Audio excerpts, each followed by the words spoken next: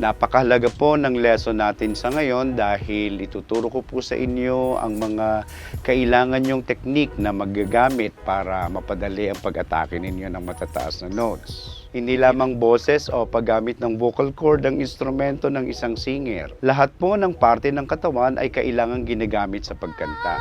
Mula sa low. More.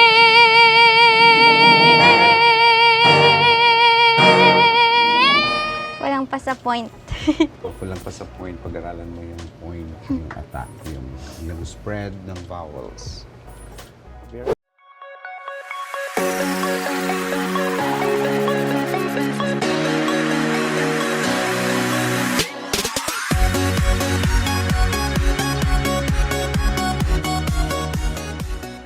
Napakalaki ng papel na ginagampanan ng parte ng ulo para maging mas madali ang pag-atake ng high notes. Bago ko ituro ang tamang pag-resonate ng tunog sa buong parte ng ulo o head resonance, unahin muna nating talakayin ang isa sa pinakamahalagang technique na dapat ninyong malaman na malaki ang papel para mapadali ang pag-atake ng may hirap at matataas na notes. Ito po ay ang mental attack. Hindi po ito ang negatibong psychological problem na na-encounter ng karaniwang tao tulad ng panic attack. Although nagdudulot ng panic naman po talaga sa ilan ng pag-atake ng may hirap at matataas na notes pag bumibirit. Ang mental attack ay isang psychological approach sa pag-atake ng matataas na notes sa paraan ng pag-relax ng kaisipan at literal na pag-relax ng parte ng ulo ng isang singer habang ginagawa ang pagbirit. Ang pag-relax ng kaisipan ay para maiwasan ng mga psychological problem in hitting high notes na nabanggit ko sa part 1. Sa topic natin, doon tulad ng pag-aalangan, takot, hiya, nervyos at iba pa. Kinakailangan dito ang literal na pag-relax ng upper part ng ulo para madaling maikalat o ma-spread ang pag-resonate ng maayos sa mga parte ng ulo ang matataas na tunog. Sa ganitong paraan, para lamang ipinapatong ang tunog sa buong parte ng sentido. Sa lahat ng parte ng upper part ng ulo mula noo, sa likod, sa gilid at sa ibabaw ng bungo. There's a place in your heart to love me again. Happiness and joy. Keep it clear. When you call my name, come on in out of the rain. Ooh, yeah, yeah. Mental attack. Tinuro ko na sa mental attack. 'Di ba parang pinapakawalan mo yung tone papunta to your head, connecting to your head, lalo na sa back tsaka sa upper part ng skull. So, i-spread mo pa yung tone mo doon para mas maging maliwanag. Okay? So, Apa. exaggerate the. Importante po na palaging gamitin ang technique na ito lalo na sa pag-atake at sa pag-abot ng matataas na notes. Alright, ulitin natin yung part ng mga head tones ha, and yung transition mo. So, okay. Try mong i-spread pa. Buksan mo pa yung, try to open more, mental attack. Mental attack pag parang pinapatong mo lang yung notes, gana mo siya sa part ng brain mo. Ngayon, so parang i-spread mo lang dun sa area na yun para mas maging brighter pa yung higher registration, yung birit or yung belting. Okay? So Apa. let's take it from the sa mga runs mo. Let's take it from here.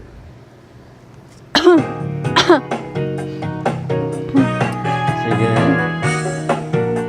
Want to see the changes that take yourself through. Mga point.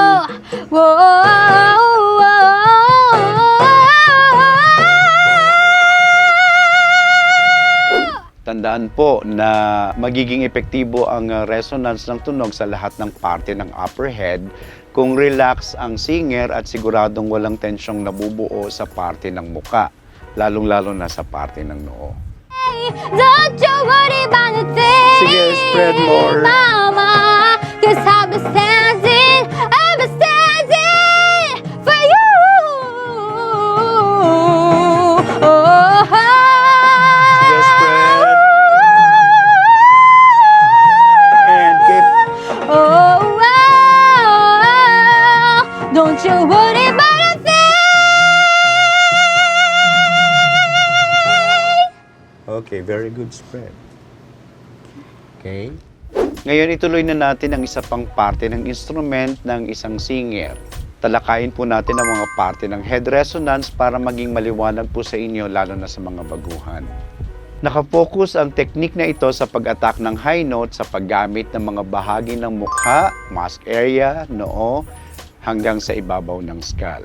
I don't wanna capture all. To the head. You're the one that always come. When I need you, everything stops. Finally, you put my love on stop. Yun. Naramdaman mo yon yung pag-connect ng front. Apa. Pag-connect mo sa front and then mabilis yung tapon mo sa likod. Mabilis yung connect mo up to your, parang, you stretch it. Stretch mo pa doon para makawala ng maigi.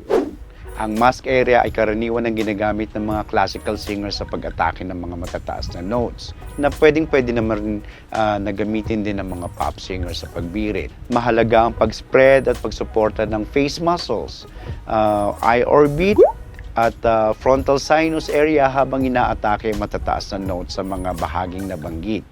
And I Now, kapit to the nasal. am telling you. Now, stretch head.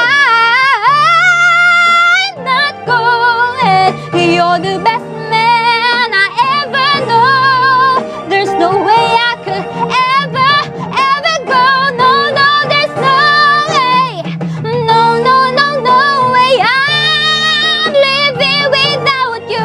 I'm not living without you. I don't wanna be free. To the head. I'm staying. And- I'm staying. And you. Now let go. You're gonna love me. Good. You're gonna love me. Yes, you are. Yes, you are. Ang pag-spread ng tunog mula sa upper pharynx papunta sa parte ng tenga, paakyat sa ulo ang focus ng attack ng teknik na ito.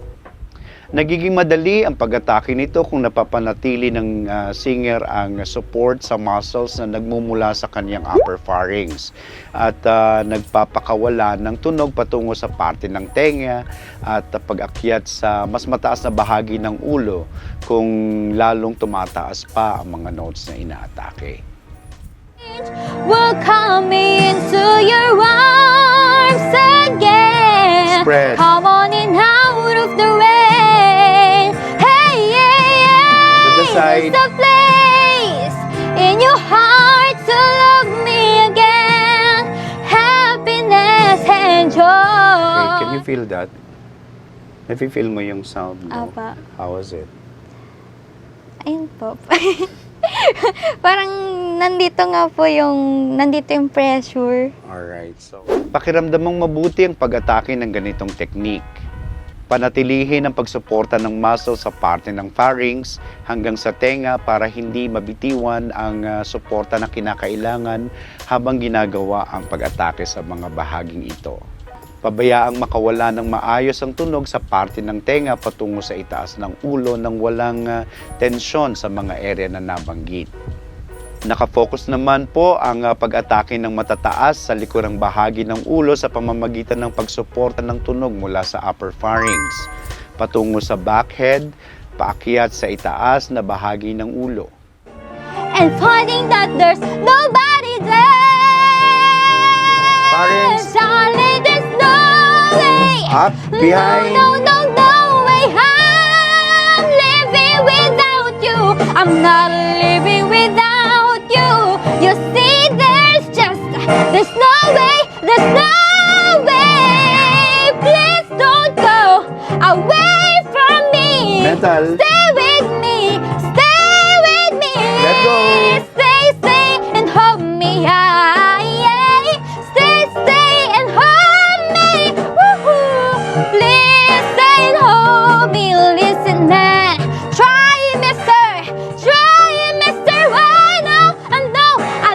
Now pull it up. Okay, can we try that? Katulad din ng pag-atake sa harapan at gilid na bahagi ng ulo, kailangan din na i-relax ang sarili at walang tensyong nabubuo sa bahagi ng ulo kung saan isinasagawa ang pag-spread ng mga matataas na notes.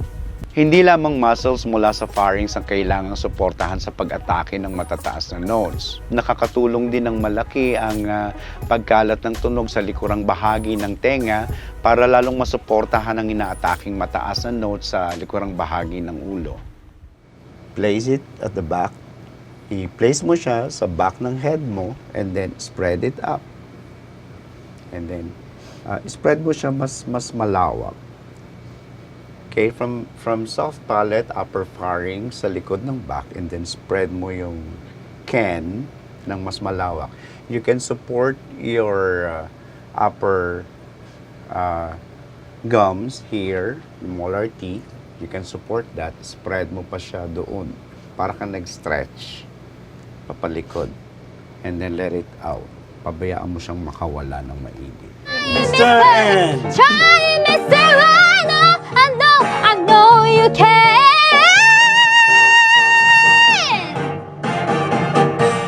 Tandaan, napakahalaga ng suporta mula sa diaphragm kasabay ng paggamit ng head placement o technique sa pag-atake ng matataas na notes. Pag mga ganito na katataas na notes, you need to support more sa diaphragm.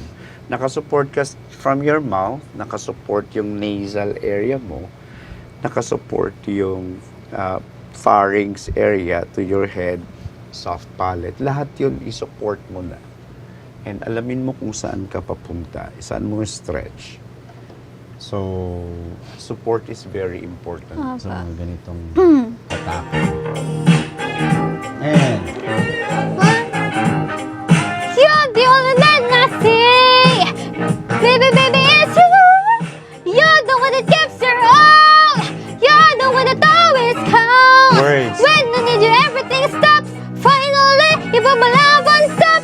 Baby, 'cause you're the one that I love.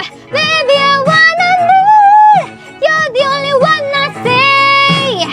Baby, baby, it's you. You're the one that gives your all. You're the one that always counts. When I need you, everything stops. Finally, you put my love on stop. mas nagiging epektibo ang head placement hindi lamang sa suporta ng mga muscles sa parte ng ulo, kundi sa tulong rin ng suporta na galing sa diaphragm. Importante po ang koordinasyon ng buong katawan at pag-iisip sa pag-atake ng mga matataas na notes dahil ang pagbirit po ay isa sa pinakamahirap na ginagawa sa pagkanta. Pag-aralang mabuti ang piyesang kakantahin. Siguraduhin handa ang sarili para magamit ng maayos ang lahat ng parte ng instrument ng isang singer mula ulo hanggang paa. Mula sa pagsuporta hanggang sa pag-atake gamit ang tamang paraan ng pagkanta o mga proper technique na makakatulong sa inyo upang mapadali ninyo ang pag-atake ng matataas na notes at magawa ninyo anumang hamon ng isang piyesang inyong kakantahin. Oh, no, no, there's no way. No, no, no, no way. I'm living without you.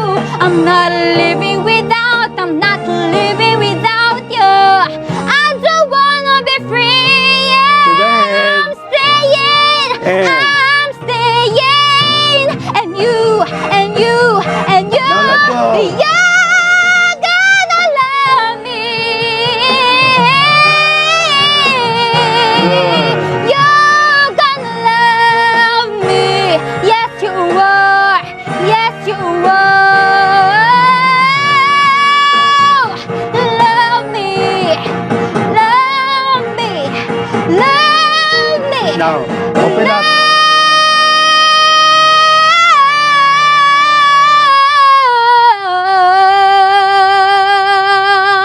Spread to copy it. You're gonna love.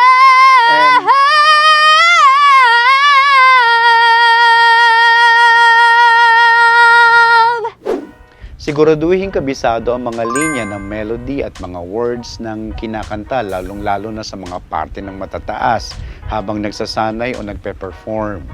Sa pamamagitan nito, napapadali ang pag-atake ng mga matataas na notes dahil Napapanatili ng singer ang pag-focus lamang sa placement kung saan i-attack o ipi-place ang mga matataas na notes at hindi nakafocus doon sa binabasang lyrics habang kumakanta. Isa sa epektibong solusyon para mapadali ang pag-atake ng high notes ay ang pag-analyze ng syllables kasabay sa pinakamataas na notes na ina-attack.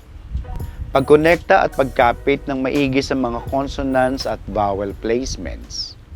E-position. E-position, nag-start yan from your gums. So, pag tumataas na yung note, i-spread mo na yung sound mo. So, medyo feel the vibration sa skull mo para makawalang maigi yung high notes. Can we try that part? And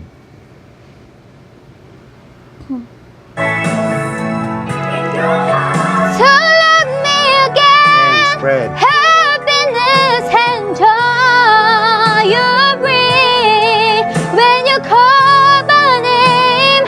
Come on in out of the rain. Ooh, yeah, yeah. And front. Baby, come out of the rain.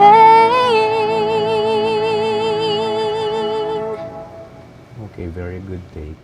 Kung sunod-sunod na matataas at pahirap ang piyesang kinakanta, ang pag-atake ng line per line ng mahihirap na part ng kanta ay mabisang paraan para mapadali ang pagbirit. Kinakailangan mabilis may sagawa ang preparasyon o buwelo bago kantahin ang isang linya. Ito ang paraan ng mabilis sa pagkuha ng hangin, abrupt breathing, pag-relax at pagbuwelo bago at pagkatapos ng pag-atake ng mahihirap na linyang kinakanta. Nakakatulong ang humming ng melody line na kinakanta para maramdaman ng singer kung saang level o parte ng ulo na nanatili ang tunog. Pansining mabuti at tandaan kung nasaan ang high notes na ina-attack at kung sigurado na kayo sa area ng high notes, doon ninyo i-focus ang pag-spread ng tunog.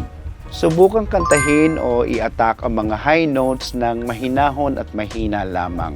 Pakiramdamang maigi at hanapin kung nasa ang parte ng ulo ang placement ng high notes. Kung sigurado na kayo kung nasa ng parte ng ulo ang high notes, simulan ng pag-atake at pag-spread doon sa parte ng ulo na iyon. Siguraduhin gamitin ang suporta at pag-attack sa mga focal points ng parte ng ulo, paggamit ng mental attack kung masyadong mataas ang ina-attacking notes kasabay ng suporta ng diaphragm. Gawin ito ng mahina sa mga unang subok. Kung hindi kayang pahinain ang boses, mainam na kantahin ng falsetto ang mga matataas. Kung medyo komportable na kayo, gawin ng mas malakas ang ina-attacking high notes gamit ang natural na boses. Tandaan lamang, importanteng ginagawa ninyo mga exercises na ito nang relax ang buong katawan, lalamunan at buong parte ng ulo. Iwasan ng persadong atake gamit ang lalamunan. Kung makaramdam kayo ng pangangalay o pagkapagod ng lalamunan, mainam na huminto at ipahinga ang boses. Safety first ang mahalaga sa mga pagsasanay at pag-atake ng mga matataas na kanta at mga difficult songs. Kailangan pong laging pangalagaan ang boses para hindi po ito ma-damage. Tandaan, may limit po ang range ng boses. Kung kayo ay bass or alto at ang piyesang gusto ninyong kantahin ay nasa key ng tenor or soprano, imposible pong maabot ninyo ang mga matataas sa ganong key or sa ganong range.